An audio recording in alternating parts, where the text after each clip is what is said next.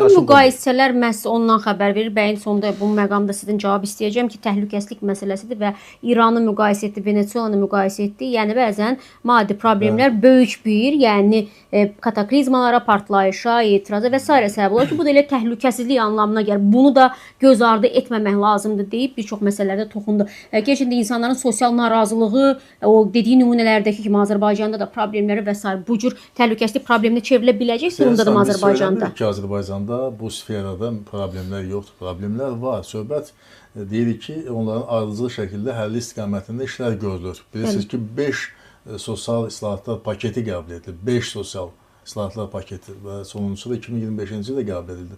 Bunlar hamısı var və bunlar hamısı sosial rifah məsələləri ilə bağlıdır. Amma bu təhlükəsizlik məsələsi sərhədlərlə bağlı söhbət edirdiniz.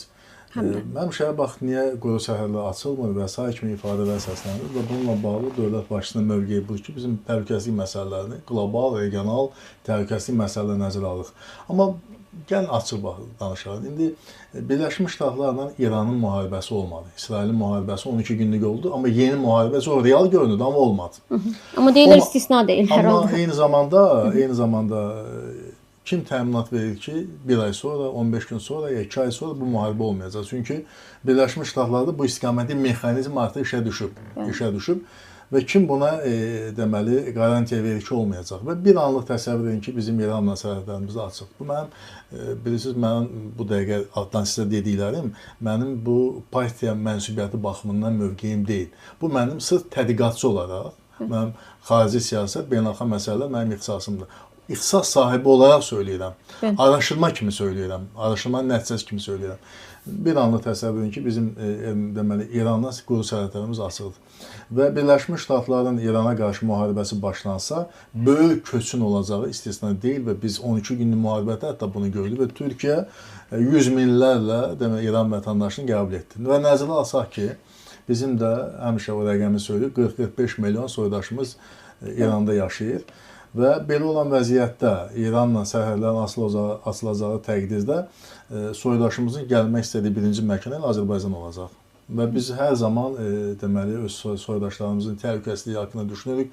Dövlət başçısı dəfələr bu məsələləri qaldırıb olan təhsili, elm məsələləri, dil məsələlərini, bu məsələləri həmişə cənab İlham Əliyev qaldırıb. Ancaq gəlin birinci özümüzü düşünəyək ki, yəni 100 minlər və milyonlar sərhəddi keçib Azərbaycana gələrsə, bu halda bizim sosial rifah məsələləri danışmağımız ümumiyyətlə aktuallıq itirə bilər. Bu sözün həqiqi mənasında çox böyük, deməli, çox ciddi, çox ağır problemlərə yol açmış olar. Ona görə də biz addımlar atarkən bütün tərəfləri nəzərə alırıq və bu günləri təhlükəsizlik nöqteyi nəzərdən bizim sərhədlərimiz bağlıdır və biz çox istəyirik ki, Birləşmiş Ştatlarla İran arasında bu müharibə olmasın. Biz istəmirik ki, qonşuda əgər ev yanırsa, külək o yanğını gətirib çıxarır.